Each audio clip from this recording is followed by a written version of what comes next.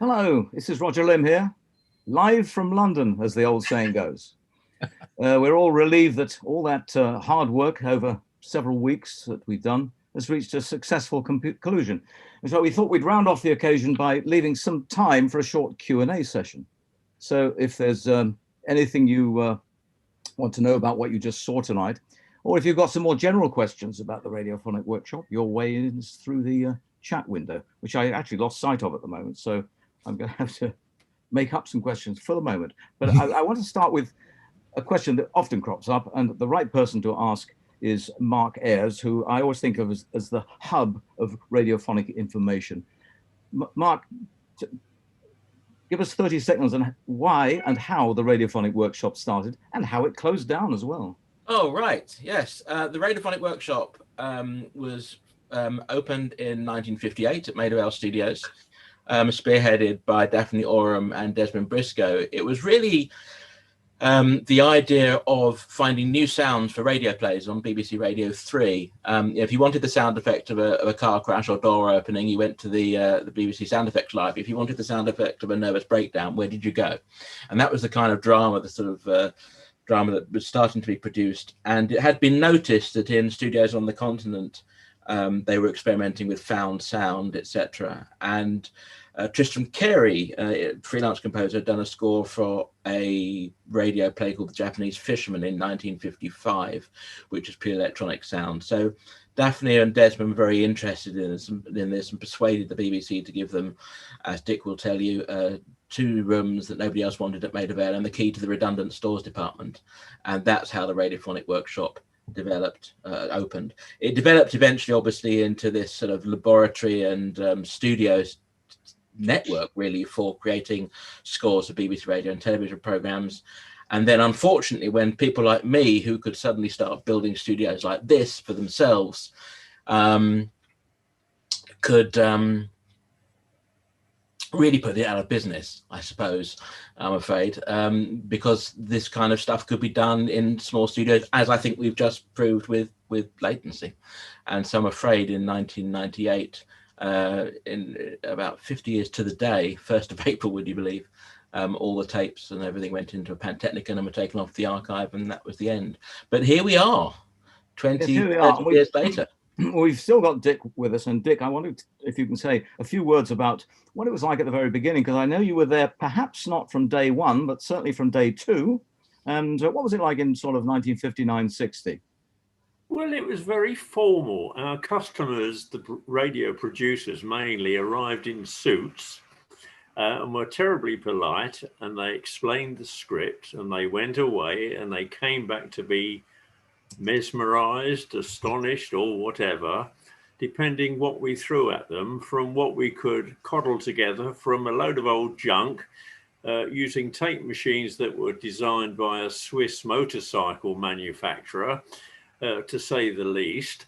And everybody said how wonderful it was. So we thought we better keep going and keep the mystery going. And we managed to do that until bright sparks like Mark came along, when the writing was on the wall, because technology will take over the world eventually. That's right. I think the Radiophonic Workshop led a fairly charmed life as perhaps the first 15, 20 years or so, where there were wonderful stars like Delia Derbyshire and John Baker were there and did some wonderful work. But around about 1970, 71, the new guard started to arrive in the shape of Paddy Kingsland. What was it like when you got there, Paddy? Were you tempted to go into the tape cutting business, or were you a guitarist from the very beginning? I did loads of tape cutting, and the VCS3 was the synth that arrived first and started to change things if you could get it in tune, if you were doing conventional scales and things like that. But there was lots of tape cutting going on at the time, and I joined in with that and thoroughly enjoyed it. I mean, I had a background in all that anyway from my work as a studio manager, or whatever they used to call them in those days, studio engineer really. And we were used to putting together kind of zappy sort of pieces for Radio 1, where all the interviews were all cut together quite fast. And so lots of practice. I see there's loads of questions slipping up the screen. Are we going to answer any of those? The only question I can see on my screen is that Beeb King asks, where is the Q&A? Here? You see, this is where it's all going interestingly wrong. Yes.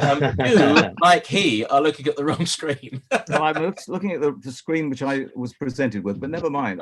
Yeah, that's why I'm actually looking to the right as well. Actually, there are quite a lot of comments. Yeah. Well, comments I've seen plenty of, but questions not so many. You're still looking at the live stream screen, not at this screen. No, I'm looking at the at the one we're doing. Yeah. And there's loads of questions there. Okay. Well, please, can somebody field the questions for me? Yeah. So, who owns the Telequipment D61A oscilloscope?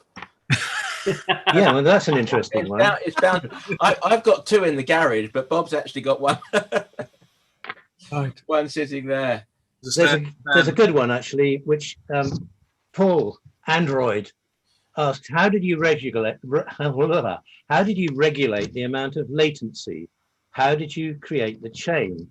And I really do want to mention something here, which is an application called Audio Movers, all one word, which is an application which Bob discovered that you have to pay a little bit for it. It's not too expensive, but what you can do is send high quality audio over the internet. And that's exactly what we were doing. At the same time, we were talking to each other on Zoom, but there is a specified latency using that system, and you can dial that up, and you can also dial up the kind of sound quality that you're getting. And we discovered, because of internet constraints and everybody's watching Netflix and all the rest of it, we had to go down to a reasonably low quality transmission on it to stop the thing packing up every 2 minutes. But I really recommend everybody look at Audio Movers as a way of setting this up. But don't run away with the idea that it's easy to set up a chain of 5 people, because the more people you add to the chain, the harder it gets. Anyway, I'm going to shut up now. Well, we have got some good outtakes of the moments where it just would not work. So yes, we hoped it would actually get together at the right moment, and it did. But we had about 4 rehearsals to actually get round to the one you actually heard, and we might even release the rehearsals eventually. That's certainly the intention. Can I just mention in passing, I did see somebody mention, is the soundtrack of tonight's concert available? Well, actually, if you want to look at it again, it's already in the videos section of our YouTube page. So find it there and you can relive the whole wonderful experience. Okay. I wonder if anybody else can see, which I can't, another suitable and appropriate question. Yeah, there's a good question here. It's saying, which pieces would you like to recreate on stage that you haven't yet done? Interesting. Now that's a very good question. Yeah. I think there's a lot of difference between doing something like this. Well, there's a bit of difference. For example, the piece you've just been talking about, Latency, I think for a stage performance, it might be a bit long for a stage performance, maybe 4 minutes long. I don't know. What do you think?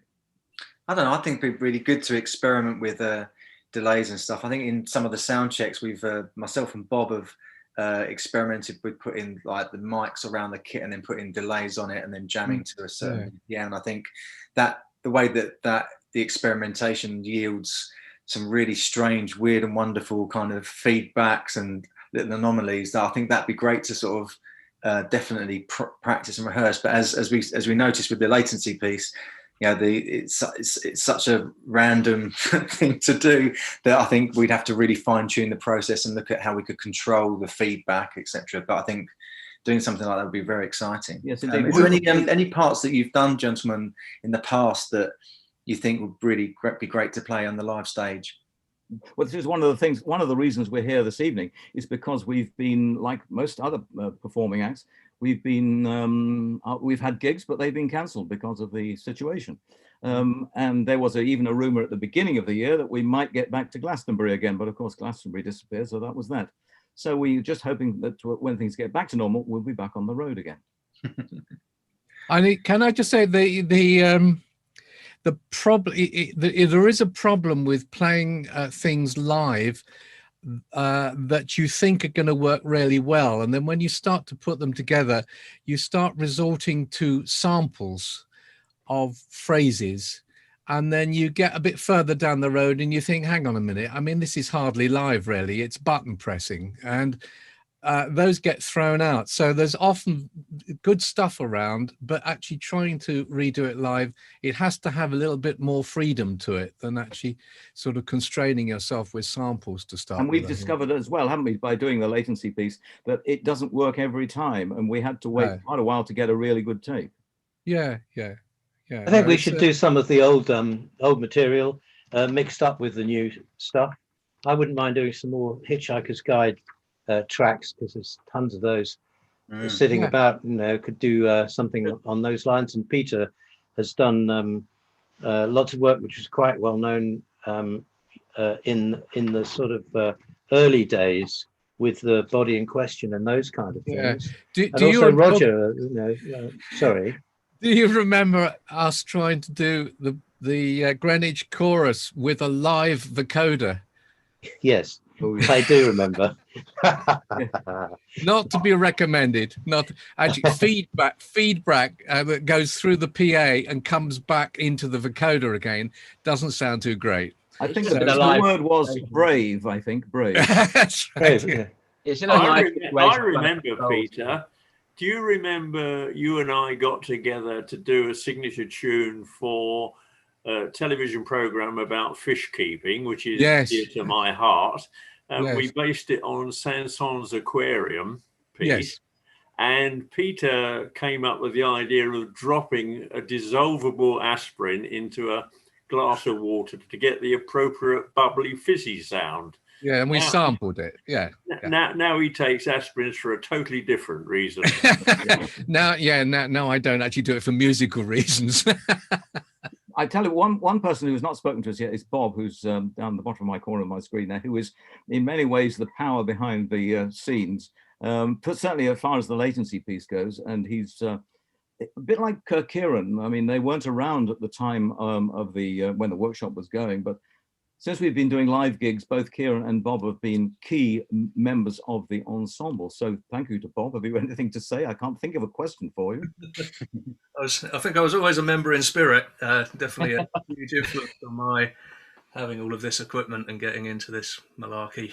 I would say you were actually a vital component of the live. Bob came on board. Yeah, Bob came on board a few years ago, quite early on actually, as a sort of, don't demean him, I was saying technical assistant. I mean, and a roadie, someone come and help set this up and make sure everything worked. And it soon became apparent. I have an expression: every band needs a Bob, because things go wrong in live shows, and you need people behind the scenes who are really on the ball. And I found with Bob, I would turn around and say, "Bob, can you? Oh, you've done it."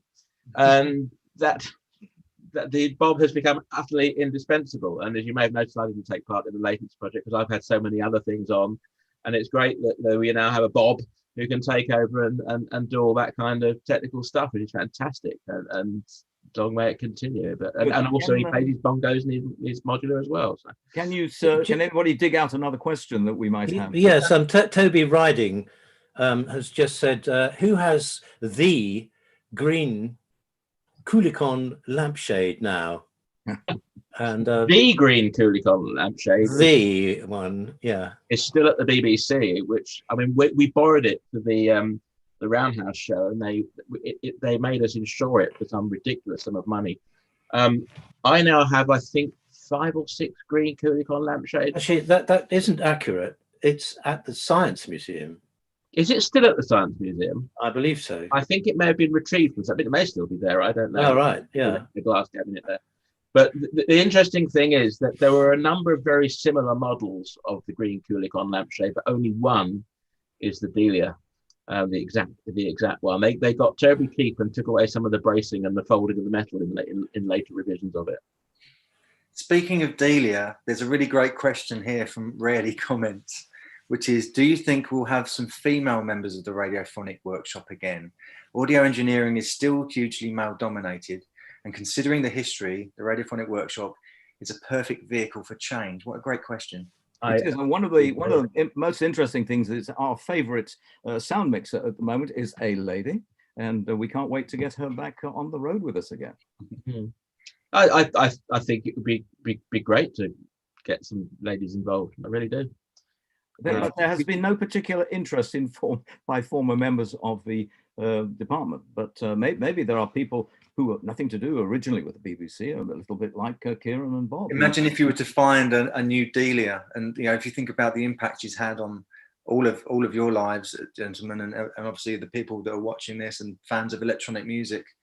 Exactly, that would be wonderful. To meet the next Delia. Delia was right for her time. I doubt whether there would be another clone of Delia. I don't think she'd get very far these days, but I'm sure there's somebody who was the right person for the job. I'm sure she's out there somewhere. I must admit, I had a student or two arriving to try and get on a course at the National Film and Television School, and somebody walked into the room to be interviewed. It was right at the end of the day, and we'd done about 12 interviews, and we're all exhausted. And this lady walked through the door, and she hadn't only done stuff like Delia, but she even looked like Delia. And I just did a double take, and her stuff was great. But as somebody just now has rightly said, if you put that sort of stuff in today's scene, it's not necessarily going to work so well, because in the old days we took a long time to do things, and the deadlines were expected to be longer as a result, and there was a lot of opportunity to experiment. And I don't think that's available as much now. And I think that particular person had to actually adapt what she was doing because of the deadlines, and that sort of music sort of faded into the background a bit more. So I don't think it's as practical as it was, actually. Well, actually, there's a question here that, not a question, it's a statement actually. Ava Solte said the Mills College Center for Experimental Music in Oakland, California, is full of brilliant women electronic composers. Oh, brilliant. Get them to say hello. So they are there. Well, we've just done something online. Let's put it open to them. Yes, get the audio movers out, and we can have a go. There's a statement from Shivek there. Give us a shout, Shivek. Come find us on Instagram. Say hello. And actually, Delia Derbyshire Day says we work with some amazing girls in schools inspired by Delia. So that's Caro. They're out there. Delia Derbyshire Day, the charity, and yes. Well, actually, can we mention that, because we did this tonight because we were hoping people would donate to two charities which we thought Delia might approve of, and one of them is the Girls Network, which you can find online, and that's mentoring for disadvantaged girls. So people who perhaps wouldn't have had a chance to get advice on whatever career, it doesn't have to be music, I mean, any kind of career can get that. And also Delia Derbyshire Day, which is a homage to Delia, but it's centered around the archive, which is in the University of Manchester. Yeah. Well, I'm still sort of, even though I can't see any questions, I'm still sort of got the host's trousers on at the moment. So I'm just wondering, is there perhaps one more question we can deal with? And there's quite a few more. There's quite a few. We probably keep going on a few minutes. Actually, Roger, there is one that keeps on repeating, and I think it's always a difficult one to ask, and this better be for everybody. From Harrison Productions, what is the one? What are the musical pieces that we are most proud of? That's a difficult question because individually is different to the group. Let me jump in, Peter, and get it over with. What's that? Made your blood knock stomach. I've got a rather smart ass answer to that. I think I treat all my compositions like my children. I love them all like my children, except that some of my children do better than others. Yep, that sums it up, I think. And it's obviously the context, isn't it? If you think you've done a good job, it's often because you've satisfied the brief and you've delivered something that works for a program. years later, that something might not actually be the greatest piece of music, but you're rather pleased with it at the time because it actually did the job, you know. One of the things I'm really proud of is not something that we've played live yet, which is the soundtrack to Possum, the film we scored. Oh, yeah. I think there's some amazing stuff on that, and that'd be really great to maybe bring some of that back into the live arena. Yeah, But we could do a I think suite. we did a great job with that.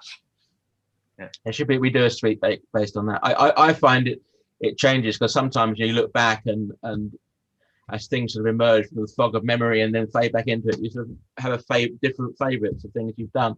And also, you know, I'm with Roger to an extent. You know, my favourite piece tends to be the one I'm working on now, because if it wasn't, I wouldn't be putting my mind to it properly. You know, so you have to sort of you have to sort of move on a bit. And I mean, I'm very proud of a thing which is not electronic. It was themed to a film years ago called The Innocent Sleep. I suppose it's the most sort of emotional direct thing I've done. But I mean, Galvani, which we played earlier, always goes down an absolute storm at concerts, and so I'm proud of that one as well for different reasons. So yeah. Good. Another question then, please. We'll go on for There's two quick questions, because you were commenting on live vocoder. Was I doing live vocoder on the Doctor Who theme? You saw that? Yes, I am. That is live vocoder on that track. And it's, can I just interrupt? Sorry. The reason why it's difficult, it's a very basic reason, actually, because of the layout on stage. Yeah. Kieran is behind me and he's not behind Mark, right? Absolutely. I am in this sort of cocoon of keyboards. If you've got a mic behind, right? Yeah, if you've got a mic, pointing. basically the drums just constantly got into the vocoder, whereas Mark's around the other side, so it's a bit easier. And also what I am doing is far more percussive and you know, less melodic than what you do, so I can get away with it more, because if the drums do hit the vocoder, all it does is make it so much. I think we need to do a track with the drum script going through the vocoder. Yeah, that's right. Somebody else asked if I'm going to be playing Father Christmas this year. This is Lockdown Beard version 3. Right. Well, I'm prepared to wind everything up now. If there, I'm sure there are lots of, to the people who've asked questions and we haven't got round to them. Well, you know, we've overshot our mark as it is already.